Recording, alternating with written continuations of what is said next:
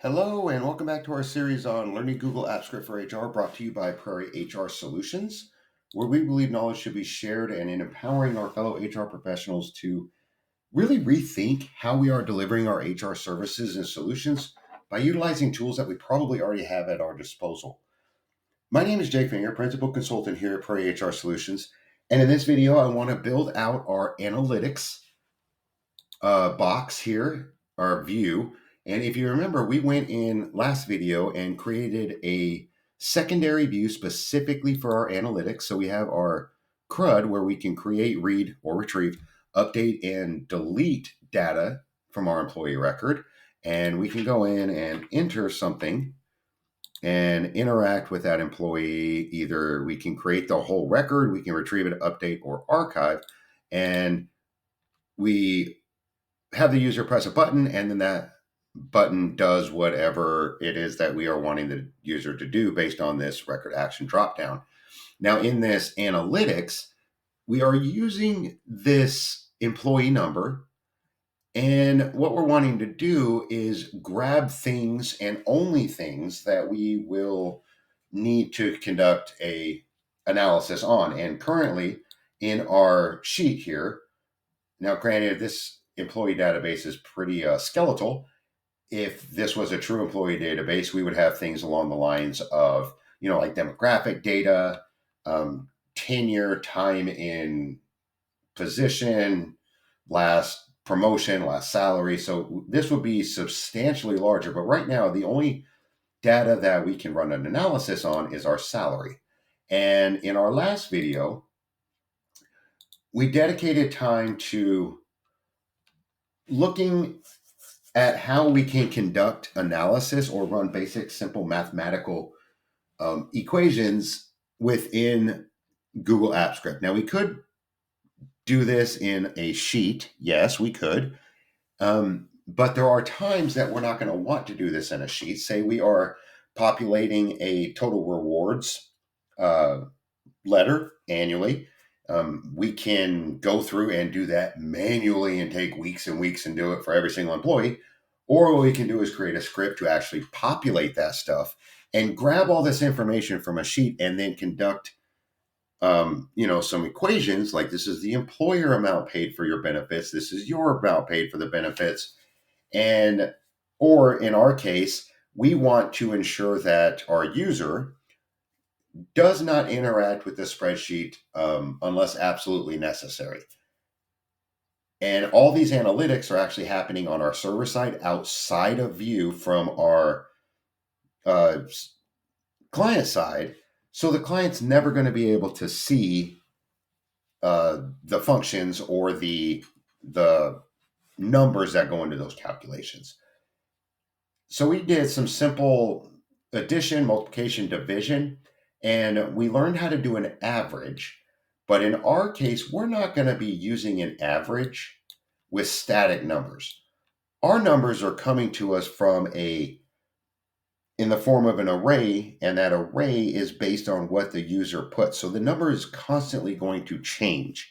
So what we did is we created a function and we used a for of loop. Now, I realize that if you've been exposed to loop, it was probably a lot easier to understand the concept of a loop. If that was the first time ever hearing a loop, I realized that it was a lot to take in. So I'm creating a video specifically designed to go over loops, what they are, what they do, why they do it, and their usefulness. Personally, I really like loops. I use them all the time, just simply doing what we're doing right now, working with employee data in the form of an array and then looping through each element and then doing something with each element. So if this is completely new to you, please go back and watch that previous video. And it should be a little bit clearer. And then keep your eye out for the loop video because that'll be greatly beneficial in the future. So now what we'd like to do with this is we're going to leave this hello because I thought it would be nice to add a title like analytics page or analytics view or whatever. But what we would like is a field down here. And let's just make a salary field to where in this view, the user will enter the employee number, which we already have, hit a button, and then that button will retrieve the salary based on that employee number. So if it was 35, it'd pull 56,000, and then it wants to take that number and populate it in that field. Hopefully that sounds really familiar if you watched our previous video, because that is the same concept that we did with our retrieve record, except we don't need all the data. I mean, we can pull all the data, but we only need this element, and this element is the 7th element of our array, and we'll see that in just a second. But we really just need this salary to populate. But we can use a lot of our code and even call the same client side or Google Apps Script code to do our calculations. That way we don't have to create something new. So let's go ahead and do that. Let's go over to our HTML here, and I want to collapse this to get it. No, I don't, because I want to cannibalize it for something. So the first thing that we're going to want is that field. So we can go up here and use our salary field that we used up here, just copy it, and then we'll change it and modify it to what we need. So let's go down here to our analytics section. Make sure it's in between these two divs. And we want to not use this same ID salary. Every HTML element should have its own specific ID. If it doesn't, then when we go to populate that, it's going to populate the wrong element, essentially, because it's going to go to the salary element, which also exists up here. So we don't want that. So what we can do is simply call this, it belongs to the analytics section. So let's just call it Anally Salary. Oh, that sounds like a song. And so this span here is going to populate on the left side of that input field. And we would like to create another span to kind of be a little bit more descriptive. Since HTML as well as JavaScript, Google Apps Script, or whatever, runs the way it reads from top down, this span here will populate on the far left. So what we can do here is let's call this salary, and then it will populate this span right next to that salary, which will be the dollar sign. So perfect, that's what we want.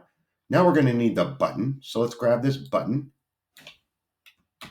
and we will come down here, making sure that it is within our analytics section. And instead of the ID of process button, let's change it to analysis button. It's going to be CSS. We already took care of that. So it's going to look the same, which is fine. And instead of having the text process on the button, let's have the text analysis. Now what we need to do is go through and make sure that when the user pushes something or pushes this button, something actually happens. So we did that with this button up here. And the way we did that is by creating an event listener. Now we could build it. In our previous video, we built it in line.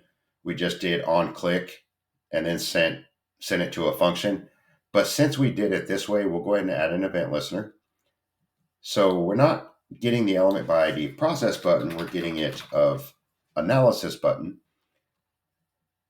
Word of advice when you copy and paste and you start grabbing previous elements, when you tailor it, try to avoid the habit of getting really quick and just overlooking it, because you want to go through the entire line and make sure you're changing it to what it is that you need. Because it will be a severe headache when you're trying to debug and you're like, what am I doing wrong? Why is this not working? And you're simply calling the wrong function or getting the wrong element or whatever. So be careful about that. And we're not going to call the process action. What we're going to do is call Let's call it analysis action. So now this analysis action doesn't exist, so we need to create it. So let's copy that, and we'll go all the way down here. I like keeping my functions in order the way they look in our HTML. It's just kind of easier to structure it that way. So we'll create this function analysis action, and what we want that function to do is grab the employee number value. So I know that this is redundant and we're grabbing it in multiple places. And when we go through our code cleanup and to cut down these redundancies, we'll move this up to a global variable. But for now, we'll redo it to really kind of drill in practice on how to set a variable.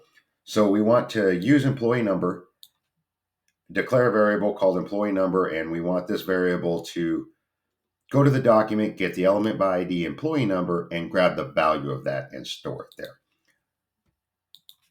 So now what we're going to do is we are wanting to essentially take this employee number and send it to our Google Apps Script side to do a bunch of stuff, i.e. find it in that sheet and then return the data, which we already have. If you remember right, we did that with our retrieve data. So we can actually go up here and go up to our retrieve record. Now you'll notice that we are using this ret imp number up here, and it's calling the same field and getting the same value. And what we're doing is we're sending that over to our Google Apps Script side to this function, and we are passing that parameter to it. So to point out, let's go over here to our Google Apps Script side. When we go in here and we look at this retrieve data, this retrieve data takes this argument. So we want to ensure that we are consistently using that same argument. If we didn't, we would have to create another argument here. But for sake of simplicity, let's use the same exact one, because we're also using it down here and it's being relied upon in multiple places. So let's just grab this entire piece and then we'll tailor it. That way we don't have to change the variable name of that. And again, when we go through and look for our redundancies and then consolidate our code and clean it up, a lot of this stuff will become global and we won't have to use it. So now let's make sure that we have everything set. So we are declaring that variable from that field ID, calling it this. We're wanting to run a code and over to our Google Apps Script side with that function name, and we are passing that parameter, which is that variable. Okay, so good. And when that happens successfully, we want to call this function. So now we don't want it to call this specific function because we don't want it to do all of this. Well, we want it to do one part of that, but if we call this function, it would try to populate everything, and it would actually go through and populate that on the other view. So what we want to do is let's create another function that's not pop record. Let's do pop analysis, and then let's create that function. Let's do function pop analysis. And what's going to happen is that pop analysis is going to receive whatever our retrieve data returns. So it's returning data regardless. We just have to give that data a name so we can reference it. And in this case, what we're really looking at is we are wanting to receive the data, the comp data. So we can just simply label this comp. And then what we're wanting to do is populate that in our salary. Now we've already done that because if you think of the way it's returning, it's not just returning that single cell, it's returning that whole data set, which is okay. I mean, it may slow it down. We won't notice it yet, but we don't need the division or the last name. It can come over, but we're not going to use it in this view. But we are going to use this, the salary. So let's scroll down here and copy that. What we're wanting to do is populate that. But remember, we don't want to populate salary because salary exists in a different view. What we want to do is populate it in this field, which is Anali salary.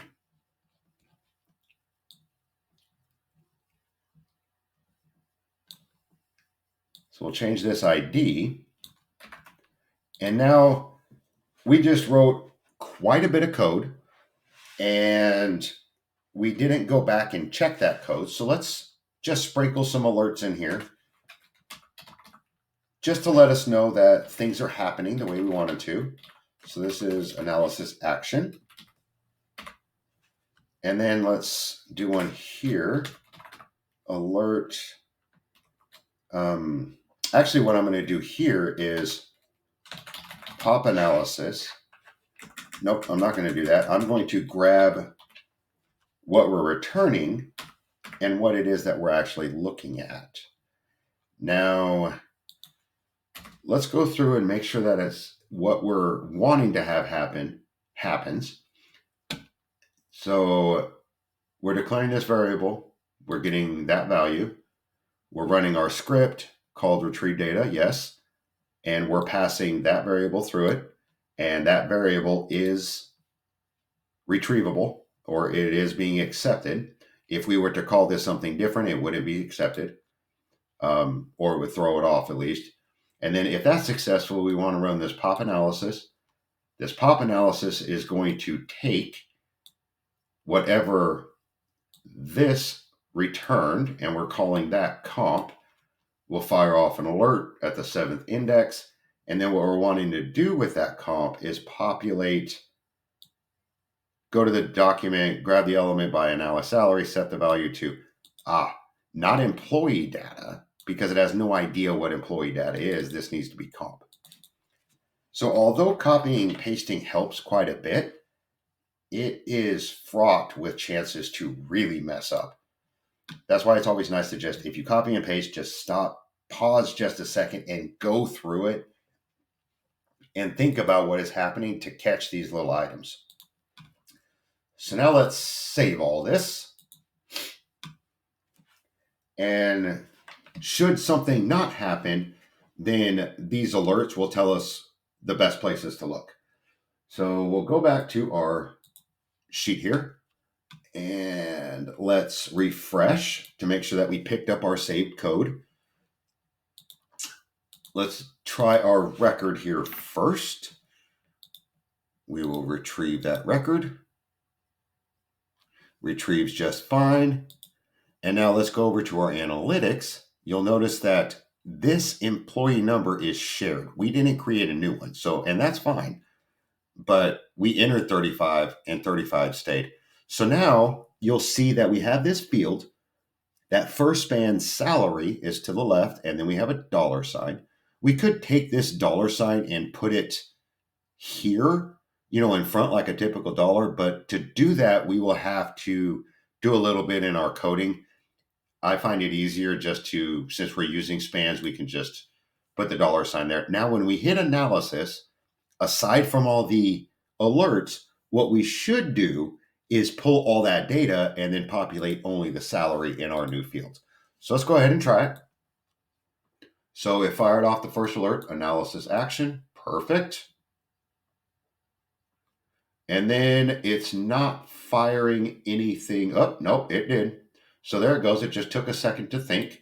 So a 35 is 56,000. Yep. So it's pulling the correct one. Now, when I close this, you'll notice that alerts, when you have an alert and you just do the alert method, you'll notice that it stopped running. So when we close this, it should finish the code and populate that. So when we click OK, yep, and there it goes. Perfect.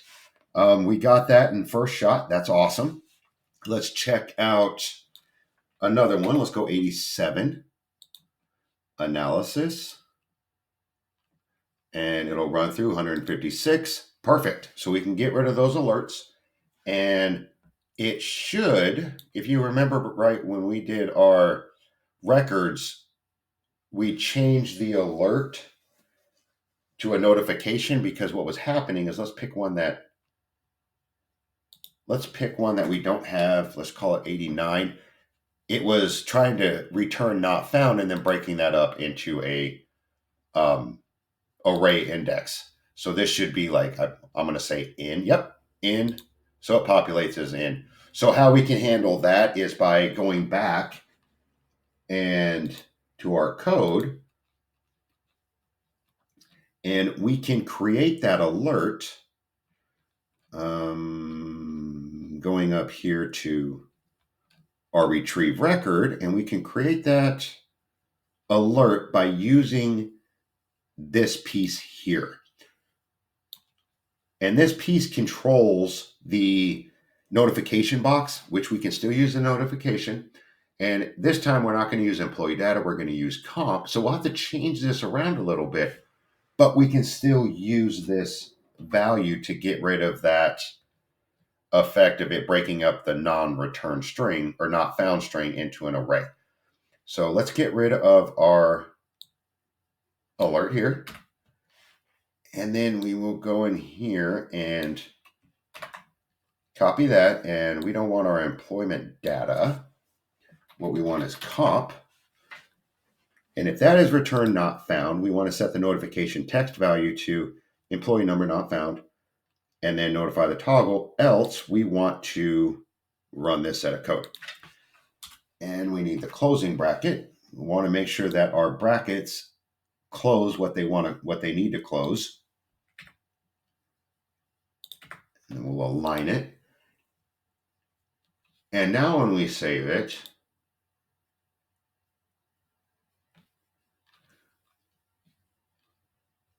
once it saves anyway, there we go. Now when we save and we go back and refresh,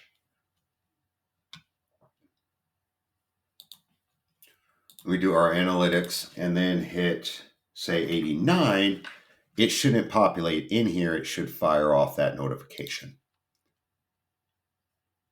Employee number not found. Yep, there we go. Perfect. And then what we can do is when we hit 35, it shouldn't fire off that notification. It should give us 56,000. Perfect. So now we've created a new field with similar functionality using the same functionality. Sorry, I didn't have a problem with not sharing that screen. So what we did was we came in. Okay, it's shared. Good. So we came in here and tested our function out. We did 89 because we know that's not found. And instead of it populating in, it should pull up this notification and then produce that notification that we had. And it does, employee number not found. And then we can go back here and select 35. 35, it should be 56. So when we run that analysis, shouldn't give a notification because we haven't told it to yet, but it is populating correctly. Good. So now we have this analytics view functional, and I'm going to end this video here because the next video, what we'll do is we will create another field, and we will call that field value. And what we're going to have to do is go through and check our job titles because we'd really like to not get the analysis or the average of our entire employee base, because that's not really going to be helpful if we're trying to do an analysis on employee number 35. What we would like to do is find the same job title. So we can do that with an if statement,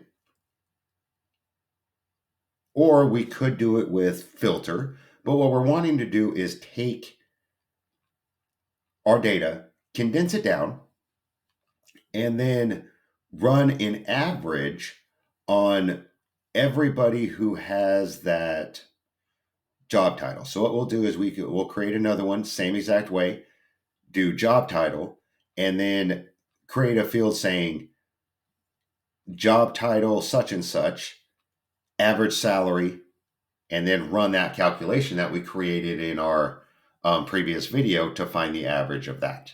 So that'll be our next video. And then after that video, you should have enough samples to really begin playing with this and creating or tailoring the code to fit your specific needs and what it is that you would like to do. And we'll conclude the series with another video that'll show you how to condense all of the code that we've created here and the redundancies to where we don't have unnecessary lines that we don't need. So I hope you enjoyed this video. And if you're enjoying this series, please hit that subscribe button so we can continue to bring you similar videos and series. And until next time, please take care.